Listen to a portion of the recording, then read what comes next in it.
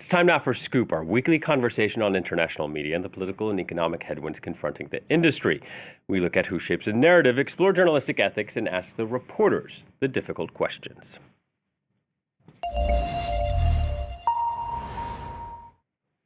Last month, Tucker Carlson, the influential far-right commentator, said he regretted voting for Donald Trump. He made the comment on his podcast during a conversation with his brother Buckley, a former Trump speechwriter.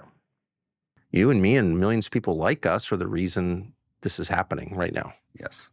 So I do think it's like a moment to wrestle with our own consciences. You know, we'll be tormented by it for a long time. I will be. And I want to say I'm sorry for misleading people. It was not intentional. Carlson has come full circle. Decades before he became one of his strongest supporters, Carlson had called Trump, quote, the single most repulsive person on the planet. He made that comment in a 1999 post on the website Slate. That was just before he became a CNN commentator. Carlson later worked at MSNBC, both outlets that MAGA movement today considers as liberal fake news. It wasn't until Carlson joined Fox that he found real notoriety on primetime of America's most watched news network. Carlson often went on vicious rants against women, immigrants, or people of color. For many liberals, charging racism has become an almost involuntary habit, a tic. That is literally the definition of racism. These very same people are the quickest to cry racism. Sarah Jeong is an angry bigot. It's not about Brett Kavanaugh at this point. It's about punishing everyone who looks like Brett Kavanaugh. But let's get back to the race thing. Race, skin color, racial division, race, and gender. Skin color. Carlson was hyperbolic, contrarian, a conspiracy theorist. You could say more entertainer than commentator. After all, Fox News once even won a court case by persuasively arguing that no reasonable viewer takes Tucker Carlson seriously. But today, reasonable legacy media take him very seriously. Since the war in Iran, he's become one of the most vocal critics of Trump and U.S. ally Israel. Here he is making the rounds on BBC, The Economist, and The New York Times. Speaking of the government, not religion. Hold on. Because I wasn't suggesting that. Of course you were suggesting What that. I was suggesting was that a lot of the I've been in things this that you business discussed longer today, than you, and I understand what a slur looks like, and you're attempting to call me an anti-Semite in a passive-aggressive way. I don't want to get hung up on the right. No. Should it continue to exist? That's how I define narrowly designed. Because the phrase you used was devised by the Israeli government. Trump said, I want a negotiated settlement. Israel stopped the settlement. Trump refused to even criticize Netanyahu in public. Are you joking? That's slavery. That is total control of one man by another. Well, for more, we can speak to the New Yorker's Jason Zengerle. He's also the author of Hated by All the Right People, Tucker Carlson and the Unravelling of the Conservative Mind. Jason, thank you for speaking to Scoop.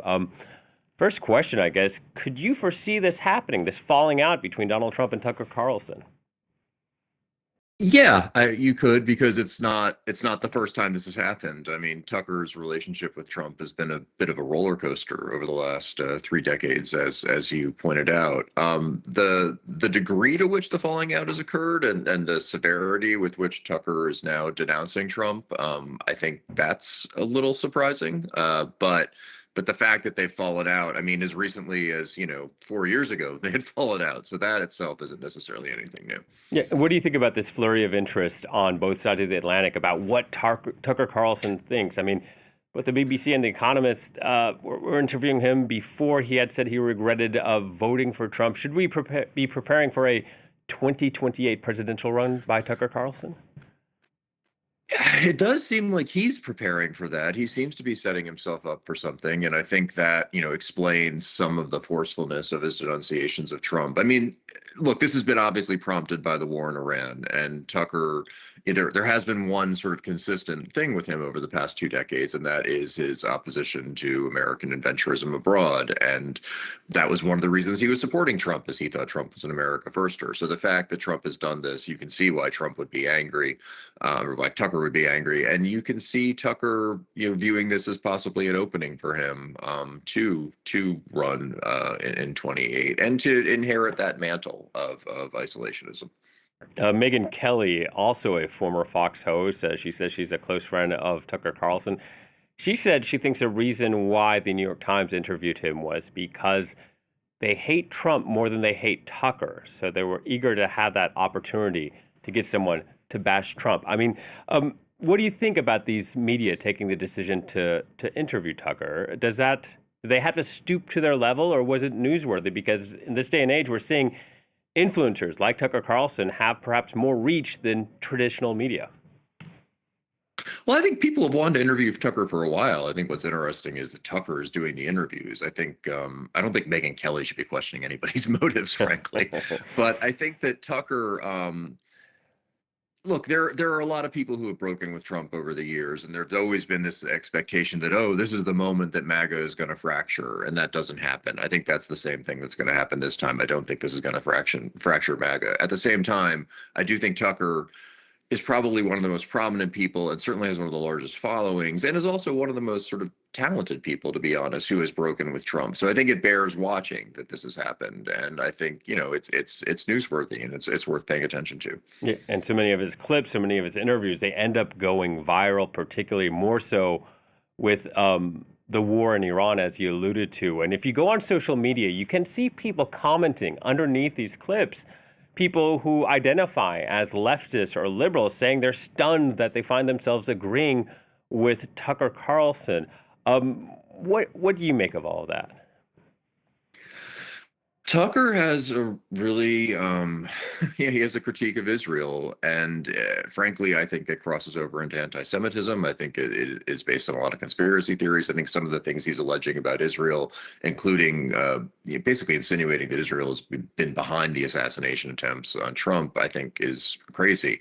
I think if you ignore that, though, and you look at him criticizing Israel and its role in American foreign policy, I think there are a lot of people on the left who find that refreshing. And I think that they're ignoring these other things that Tucker is saying, and not only about Israel, but all sorts of things about race, about women, about where the United States should be.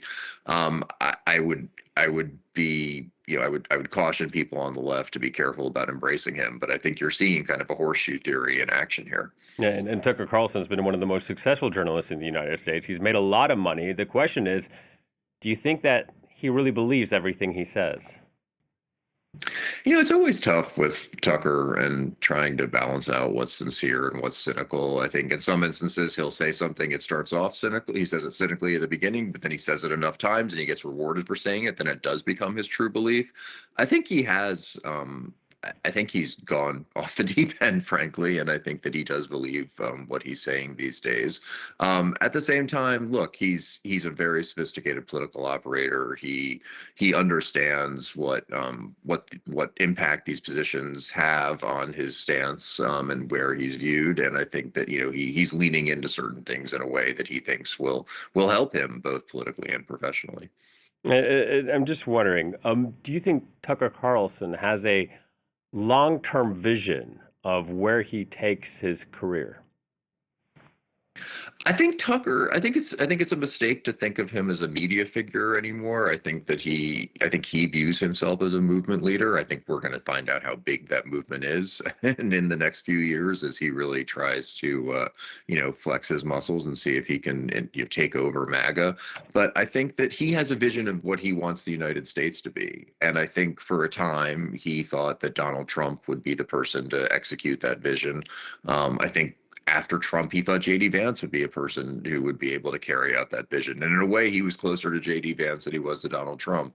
But I think this war in Iran has really changed the calculus. And I think he now believes that the only person who can execute that vision is himself. And I think that's what he is interested in at this point. I think that this is not about clicks or about views for his show, in as much as those viewers will be people who might actually vote for what he wants to accomplish. And I think right now, after for a long time viewing politicians as a vehicle for that project, I think it's becoming clear that he's viewing himself as the person who must accomplish it. Yeah, and this came as Trump had lashed out at Tucker Carlson, but also some other people, Candace Owens, a few others. And I think there's some questions about whether Trump knows who he wants to take up the mantle or whether MAGA knows, because there are a lot of questions about this moving forward, as Trump can't stand for a third term. At least we think he won't try to.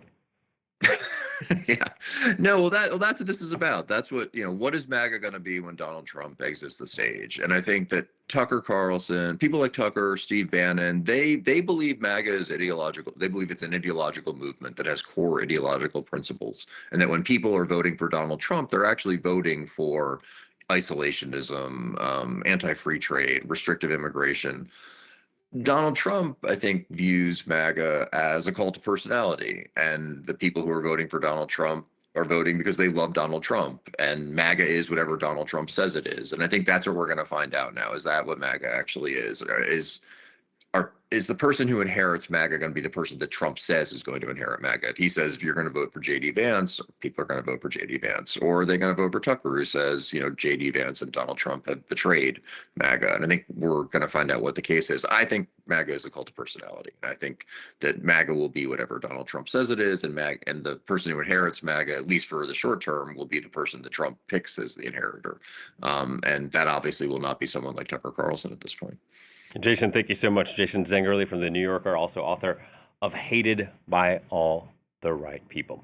And that brings us to our quote of the week. It comes from The Atlantic's David Graham, who says, quote, "The proposition that people such as Carlson offer is that they're more trustworthy and have clearer judgment than the mainstream media. If their most prominent political position was backing Trump in 2024, and they have all come to regret it, that says everything we need to know about their credibility moving forward."